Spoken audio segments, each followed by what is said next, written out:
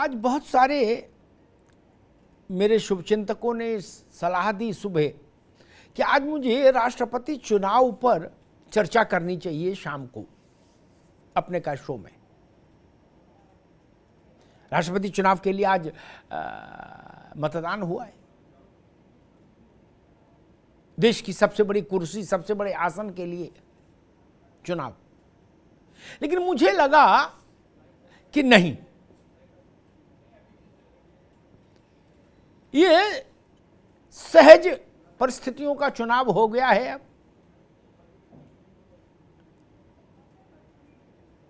इससे कहीं ज्यादा महत्वपूर्ण, इससे कहीं ज्यादा संवेदनशील, इससे कहीं ज्यादा जन सरोकार वाला मुद्दा है दूध, पनीर, दही, छाछ, लस्सी, आटा, चावल, गेहूं, बाजरा, गुड़, ये सब जीएसटी के दायरे में आ गए। ये बड़ी खबर है और ये हिंदुस्तान के हर व्यक्ति के जीवन को प्रभावित करेगी। इसमें आप वो लोग निकाल दीजिए, 10-5% वो आबादी निकाल दीजिए जो इस के जीएसटी में आने से जो आर्थिक तौर पर जो मूल्य वृद्धि होगी उससे आप प्रभावित रहेगा। लेकिन जो 90%, 85% आबादी है हिंदुस्तान की, उसके लिए तो संकट है, उसके लिए संकट है। दूसरा, कोरोना के चलते देश की अर्थव्यवस्था में जो एक विचित्र किस्म की परिस्थिति उद्भूत हुई थी, पैदा हुई थी, जिसमें नौकरियां चली गई, जिसमें छोटे कारखाने बंद हो गए, छोटी फैक्ट्रियां बंद हो गई, लोग बेरोजगार हो गए, वो सारी चीजें अभी दुरुस्त होकर पटरी पर नहीं आई। भारत के आम जन की क्रय शक्ति बहुत कमजोर हालत में है इस वक्त। उस समय यह मूल्य वृद्धि जीएसटी के रूप में, ये मैं मानता हूं भारत की बहुसंख्यक आबादी के जीवन को और अधिक कष्टपूर्ण बना देगी। कुछ फैसले और भी हैं जीएसटी के। बच्चों के स्कूल के दिनों में जो चीजें स्टेशनरी की काम आती हैं, जिसमें पेंसिल बनाने वाला शार्पनर जैसी चीज भी शामिल है, उनकी जीएसटी की दर बढ़ा दी गई।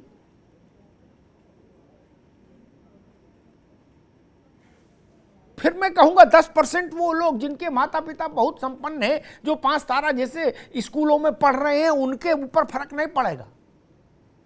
लेकिन ननकू और रज्जाक की बिटिया जो जिन स्कूलों में पढ़ रही है, उनको तो फर्क पड़ेगा ना। क्या जरूरत थी इस बात की? पढ़ाई के लिए जरूरी संसाधन सहज रूप में उपलब्ध नहीं होने चाहिए क्या? अभी परसों ही मुझसे एक वाहन चालक ने कहा, उसका प्रश्न बड़ा अंदर तक मुझे व्यथित कर गया।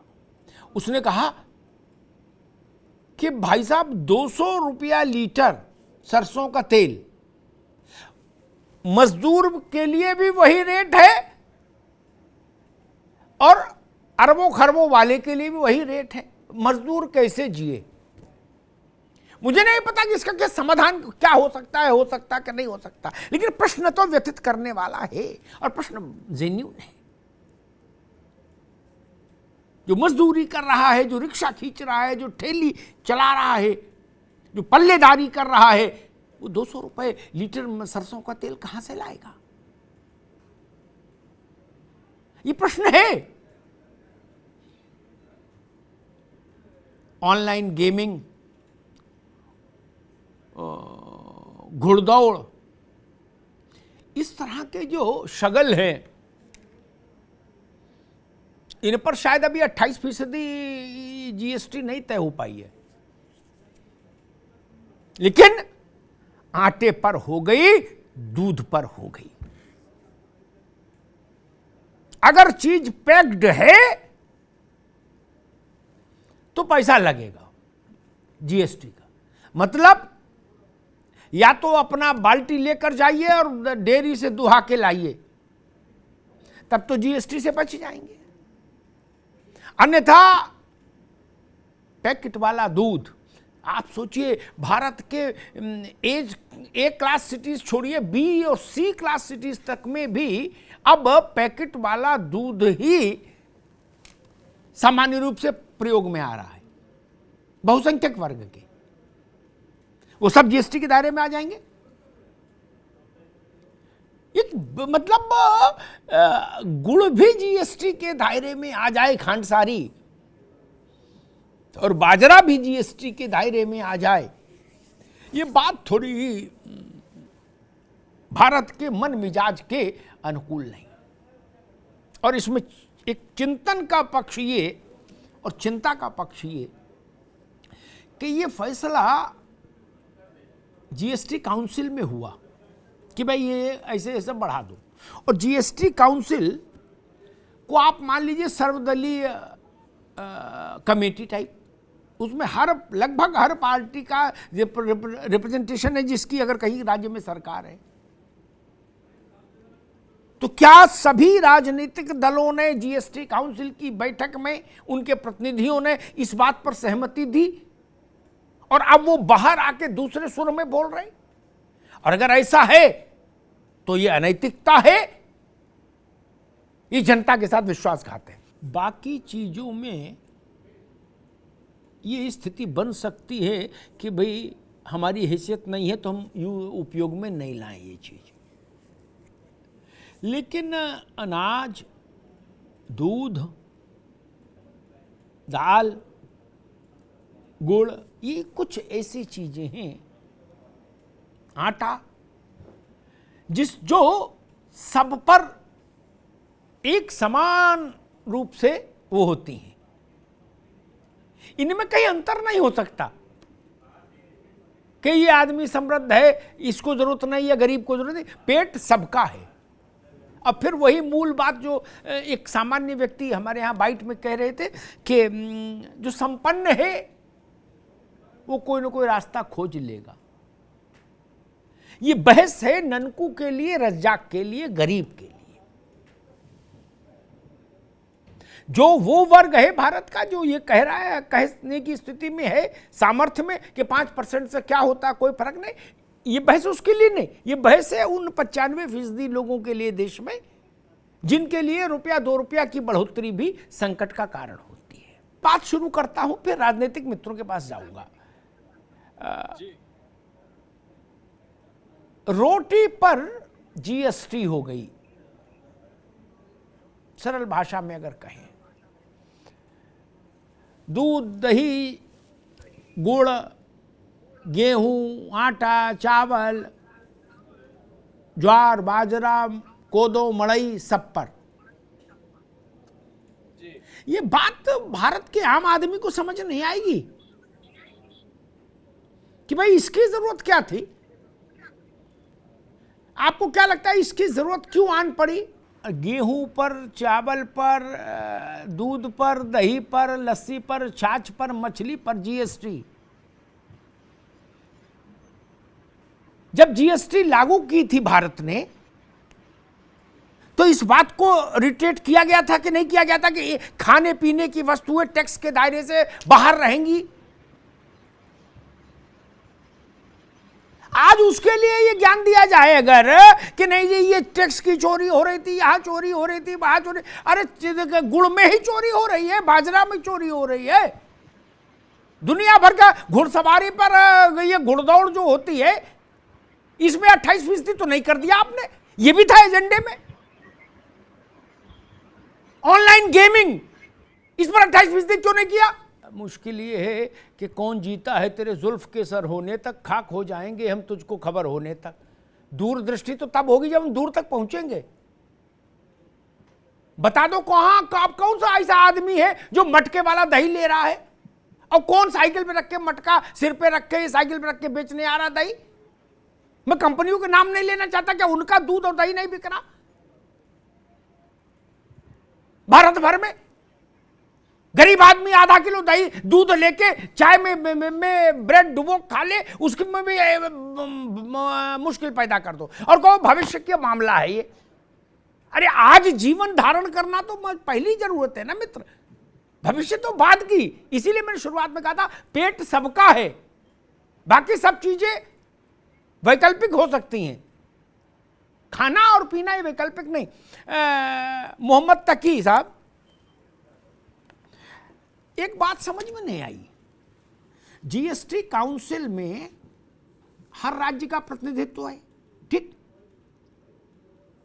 हर राजनीतिक विचारधारा की सरकारें हैं भारत में, क्या बाहर सब राजनीतिक दल एकदम क्रांतिकारी हो रहे हैं, लेकिन ऐसी कोई खबर नहीं आई कि जब 47वीं बैठक हो रही थी जीएसटी काउंसिल की तो उसमें किसी ने ललकारा हो प्रस्ताव आने पर और बाहर आके अपना विरोध जताया हो देश को कि ना हमको मंजूर नहीं, हम अंदर ये बोल के आए हैं।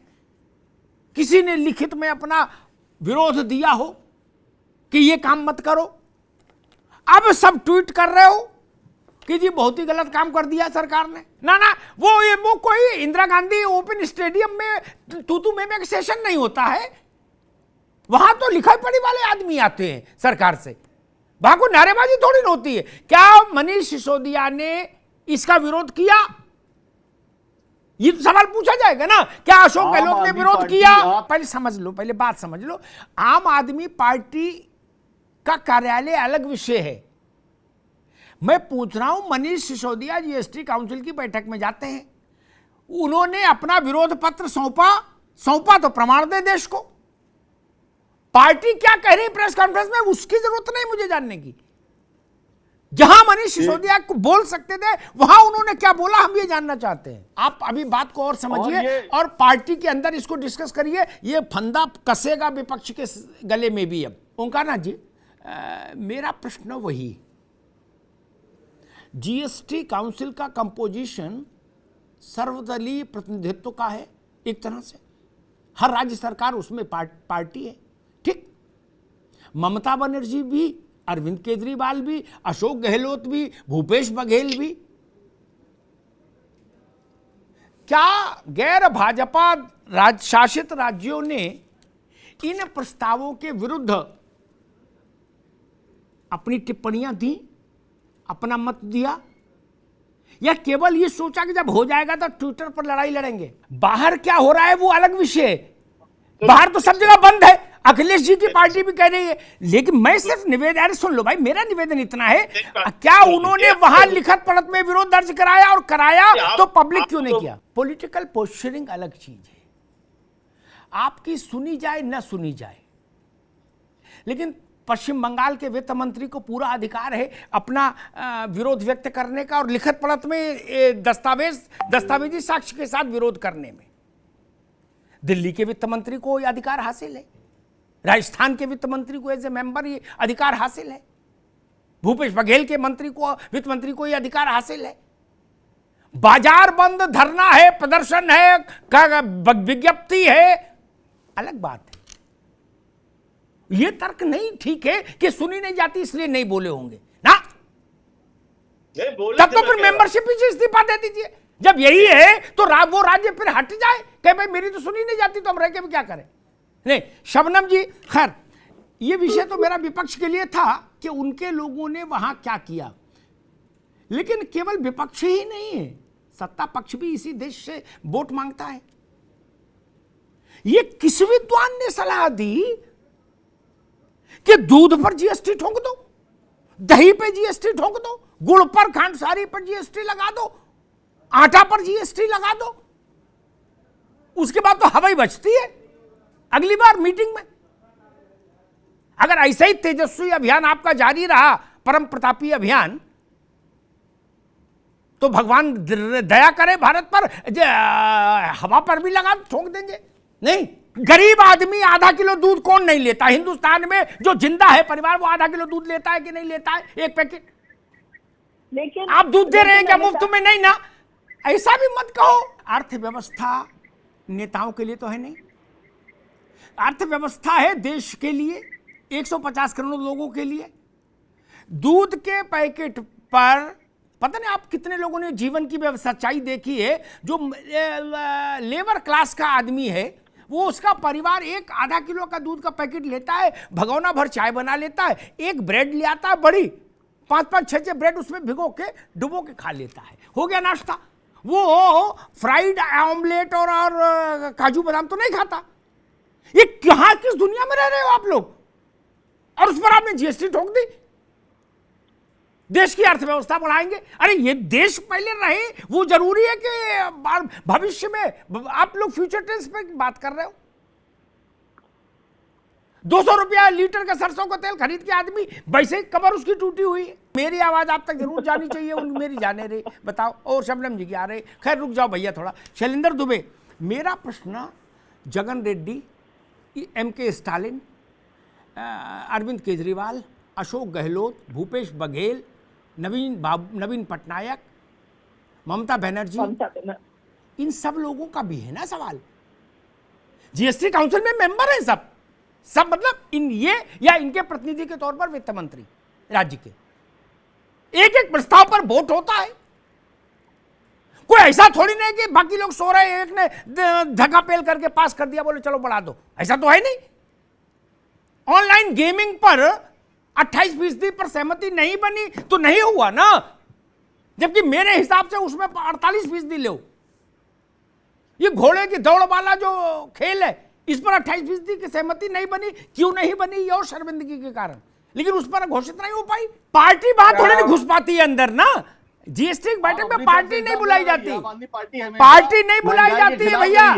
घोड़ों का खेल, उस पर 28% पर सहमति नहीं बनी। ऑनलाइन गेमिंग, ये भी कोई सत्यनारायण कथा नहीं है कि जरूरी है करना, ये सूर्य नमस्कार है, इस पर 28% पर सहमति नहीं बन पाई। लेकिन दूध पर जीएसटी ठोक दो, इस पर सहमति तुरंत बन गई 5 मिनट में। या फिर मुझे समझाया जाएगा कि अर्थशास्त्र समझिए, तो ऐसा अर्थशास्त्र तो मुझे मंजूर नहीं। आप हमारे इस पूरे समूह में अकेली महिला प्रतिनिधि हैं, यानी आधी आबादी की प्रतिनिधि आप हैं, आधी में हम सब, ठीक। भाजपा के प्रतिनिधि के अलावा मैं एक बात कहता हूं, 80 करोड़ को गेहूं, चावल और रिफाइंड और नमक दे रही है सरकार, ठीक। 150 में से 80 निकालिए, 70 बचे। 70 में 10 करोड़ वो निकाल दो जिनके कुत्ते गाड़ी में घूमते हैं और जो घुड़दौड़ करते हैं, उनमें पैसा लगाते हैं। बचे 60 बचे ना। इसमें तो भाजपा कांग्रेस की लड़ाई नहीं, ये तो गणित ठीक है। इस पे अरविंद केजरीवाल भी आपत्ति नहीं कर सकते। जो 60 करोड़ है, जिसको कहीं 7,000 रुपया गए, 8,000 रुपया गए, 10,000 रुपया गए, 20,000 के 15,000 में परिवार पाल रहा है, किराए के मकान में कमरा लेके रह रहा है, वो क्या करेगा भैया? वो 60 करोड़ किसके भरोसे छोड़ दिए? 80 करोड़ को हम दे रहे हैं राशन, ठीक। 10 करोड़ विदेशी कुत्ता पाल रहे हैं, कुत्ते के लिए भी एसी लगवा दिया, छोड़ दो उनको। 60 करोड़ किसके लिए रोए शबनम जी? जिसको हम लोग कहते हैं मिडिल क्लास, लेकिन मिडिल क्लास केवल बोलता तो बहस डाइल्यूट हो जाती। मैंने उसको क्रिस्प कर दिया, 60 करोड़ एक नंबर दे दिया। मैं तो अर्थशास्त्र में गलती से कॉमर्स का विद्यार्थी रहा हूं, लेकिन अर्थशास्त्र मेरी समझ में नहीं आया, जितना पढ़ा था वो भी भूल गया। मुझे डॉक्टर मनमोहन सिंह और चिदम्बरम साहब मिलके बैठ के समझाते, तब भी मैं नहीं समझ इस बात को मान सकता, चाहे गंगा में खड़े होकर सब लोग को।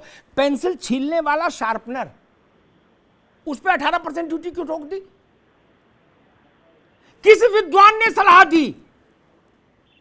ये बात छोटी है लेकिन दिल को छूती है। किसके उपयोग में आती है? बच्चे के। ग्लोब, छपे हुए नक्शे, तो उन पर क्यों 18% ड्यूटी लगा दी गई? मसला केवल दूध और इसी का नहीं है। क्या हम ये चाहते हैं कि बच्चे पढ़ने में पीछे खिसक जाए? या हम ये चाहते हैं कि उनके पिता तनाव में फांसी लगा ले? कितना मुश्किल है मध्य वर्ग के लिए बच्चों को पढ़ाना, हम लोग सब जानते हैं मित्र। यहां कहीं ना कहीं अलग बात है, फीस कहां पहुंच रही है, सामान कहां पहुंच रहा है, उस पर ड्यूटी और ठोक दी, हो गया। ओंकारनाथ जी, 80 करोड़ की शुद्ध सरकार का ने जिम्मा लिया, ठीक, अच्छी बात, मैं उसके पक्ष में था, क्योंकि मैं पहला आदमी था जिसने जब लॉकडाउन हुआ तो इस साहस के साथ बोला था ऐसे ही मंच पर किसी सरकार से कि हुजूर बाजार का, दुकान का, मकान का, मंदिर का, मजार का लॉकडाउन हो सकता है, पेट का लॉकडाउन नहीं होता, खाने का इंतजाम तो हो। अच्छी बात है। 10 करोड़ निकाल दीजिए जिनके पास अलल्ले तलल्ले है, खा भी रहे फेंक भी रहे, लेकिन 60 करोड़ किसके जिम्मे रहेगा? जीओएम में नहीं रखा होगा उनको, लेकिन काउंसिल के मेंबर में रहे हैं होंगे। ऐसा तो हो ही नहीं सकता काउंसिल में स्टेट रिप्रेजेंटेटिव नहीं हो मित्र ना ओंकार भाई। जीओएम अलग है, काउंसिल अलग है, फैसला काउंसिल करती है, जीओएम सिर्फ रिकमेंडेशन कर सकता है। बात कहूंगा, जब 5,000 रुपए प्रतिदिन या उससे अधिक के रूम रेंट वाले अस्पताल के कमरों पर जीएसटी लगाने का प्रस्ताव आया, तो मैं एक कार्यक्रम देख रहा था किसी टेलीविजन चैनल पर, उसमें देश के बड़े अस्पताल के मालिकान या जीएम स्तर के लोगों को लिया गया था। उन सब ने तत्काल प्रभाव से हाथ झाड़ते हुए, भगवान का नाम लेते हुए घोषणा की कि भाई साहब हमको क्या है, हम तो बिल में जोड़ देंगे। होटल और अस्पताल, इन दोनों की एसओएस वाली जो प्रवृत्ति है उसकी तुलना नहीं हो सकती। जो बात अभी किसी ने कही थी, मेरे ख्याल से जिसने भी कही थी, मैं ध्यान भूला, शायद राहुल शरद कोहली ने कही थी, मैंने ऐसे लोगों को देखा जिन्होंने घर, मकान, बैल, गाय बेच दी, लेकिन बीमारी गंभीर हुई तो 5,000 नहीं, दिन में 10-10 हजार, 20-20 हजार रुपए का बिल बना, फिर भी रखा आदमी। ऐसा नहीं 5,000 वाले में सब वही लोग जाते हैं जो घोड़ों खेल खेलते हैं, ऐसा नहीं है। गाय पालने वाले भी जाते हैं गाय बेचकर, ये ध्यान रखा जाना चाहिए इस बात का। सैयद मोहम्मद तकी, अरे शबनम जी आएंगे आपके पास, आएंगे। सैयद मोहम्मद तकी, मसला वही,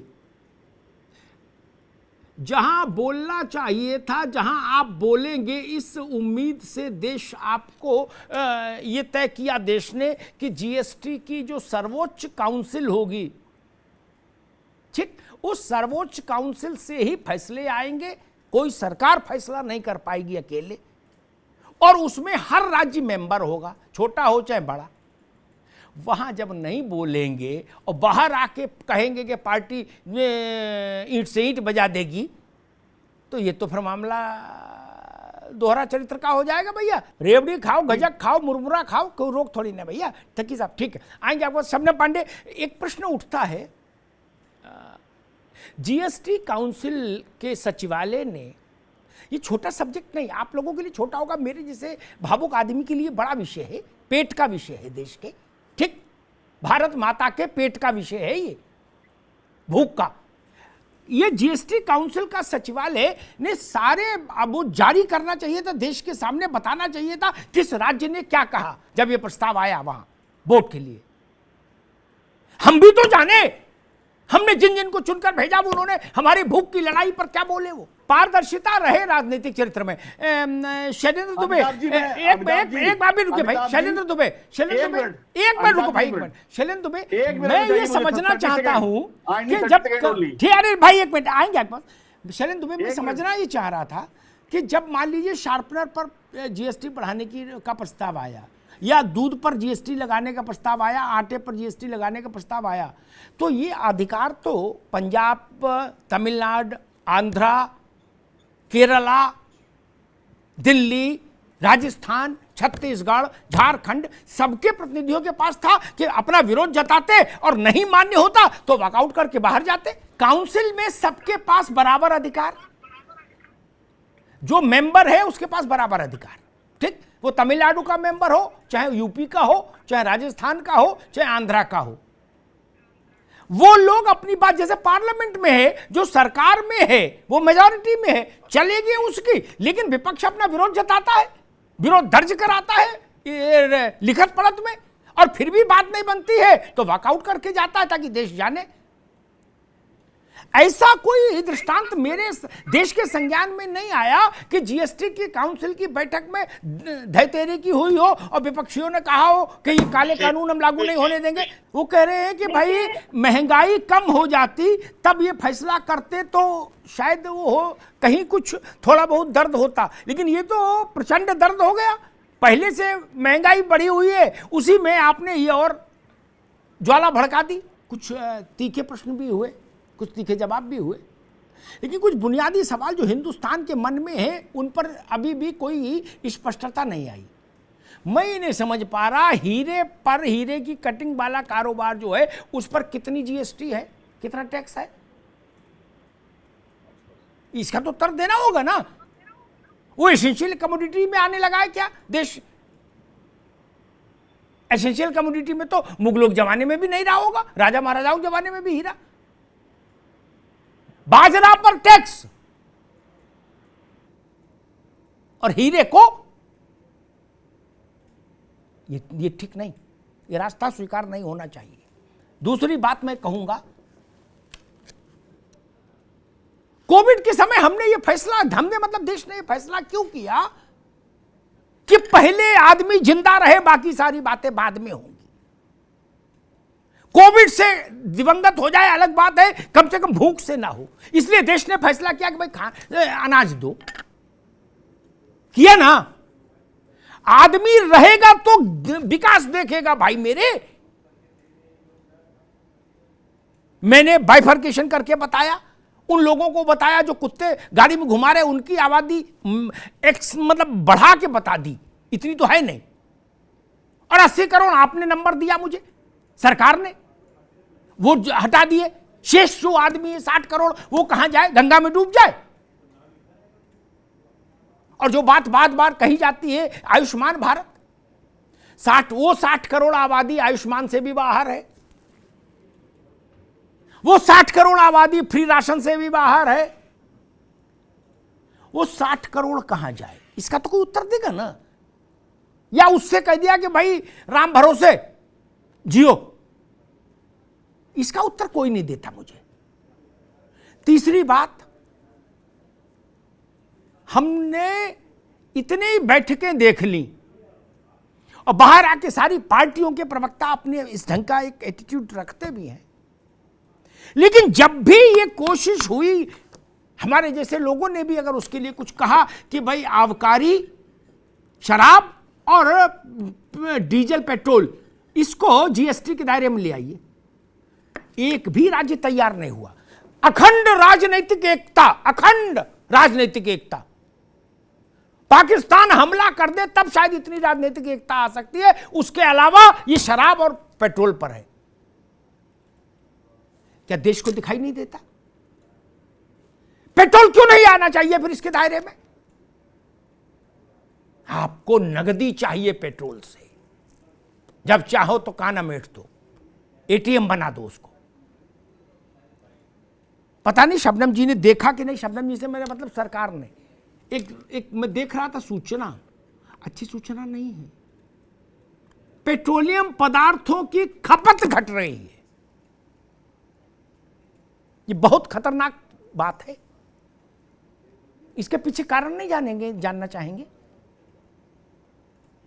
चीज कितनी भी जरूरी हो, बहुत ऊंचाई पर ले जा खड़ा कर देंगे उसके दाम, तो उसकी खपत घट जाएगी, लोग उसको खरीदना बंद कर देंगे, कहेंगे भाई कम निकलो, नहीं निकलो। ये तो सोचना चाहिए। ये पेट्रोल है सड़क पर, डीजल है, तभी गति है ना, और गति है तो प्रगति है, तब इसका क्या कहेंगे? और एक बुनियादी बात, अर्थशास्त्री क्या करे, मैं तो मनमोहन सिंह जी का एक बार इंटरव्यू लिया जब वो वित्त मंत्री थे नरसिंह राव जी की सरकार में, तो मैं तो बहुत पढ़ा लिखा आदमी नहीं, वो तो बहुत विद्वान आदमी थे। मैंने उनसे कहा कि साहब मुझे ये समझा दो कि आलू का चिप्स का पैकेट जो है ये 20 रुपया क्यों मिलता है? तब 20 का आता था, अब शायद और महंगा होगा। उसमें एक आलू भर का चिप्स नहीं होता, बाकी तो हवा है। मैं फरुखाबाद से आता था, उस जमाने में 150 रुपया कुंटल आलू नहीं बिकता था किसान का। मैंने उनसे पूछा कि मक्के का फूला सिनेमा में चले जाइए 200-250 रुपए का डब्बा मिलता है, इतना सा, क्या लागत है उसकी, कितने गुना मुनाफा कमाया जाएगा, इस पर चिंतन नहीं करेंगे। ₹1-2 कीमत वाला मक्के का फूला अब 280 रुपए और 300 रुपए का मिल रहा है पीवीआर में, उस पर नहीं बोलेंगे कोई। शार्पनर पर टैक्स लगाओ, पेंसिल बनाने वाले शार्पनर पर, यहां भी देख लो। और मैं तो देश भर के विद्वान अर्थशास्त्रियों से निवेदन करूंगा, अपनी प्रतिभा का थोड़ा इस ओर मोड़िए प्रतिभा को। क्या अब समय नहीं आ गया कि जब आय पर टैक्स नहीं होना चाहिए, खर्चे पर टैक्स कर ही रहे हैं, दे ही रहे हैं सब, फिर आय पर टैक्स काहे का? आय पर टैक्स ही भ्रष्टाचार का रास्ता खोलता है, उसी के चलते इनकम टैक्स है, उसी के चलते दुनिया की कागज पत्तर है, फाइल, और फाइल है तो मिठाई है, और मिठाई है तो सब समझते हैं आप लोग। खर्चे पर टैक्सेशन रखिए ना। एक आदमी अपने लोग रोज के जीवन में कितनी बार टैक्स देता है, कोई उसकी लिमिट है? चाय की पत्ती पर टैक्स, ब्रेड पर टैक्स, तनख्वाह पर देने के बाद अब दूध पर भी टैक्स होगा, आटे पर भी टैक्स देगा, और साइकिल खरीदेगा तो भी टैक्स देगा, बीड़ी पिएगा तो भी टैक्स देगा, सिगरेट पिएगा तो भी टैक्स देगा। क्या करना चाहते हैं? नींबू पानी पिएगा बोतल बंद तो भी टैक्स देगा। एक आदमी से कितनी बार टैक्स लेंगे एक दिन में? उसको दधीच बनाना है क्या कि उसकी अस्थियां भी मांग ली जाए, कहा जाए कि नहीं विकास के लिए बहुत जरूरी है, तुम दधीच हो जाओ बेटा, अस्थियां दान दे दो। और हर चीज को अर्थशास्त्र का टैग लगा देते माथे पे, कहते नहीं आप नहीं जानते अग्निहोत्री जी, अर्थशास्त्र है। अरे काहे का अर्थशास्त्र है भैया? काहे का अर्थशास्त्र है? ये कोई शास्त्र नहीं है। मुझे आज तक कोई उत्तर ही नहीं इस बात का मिला।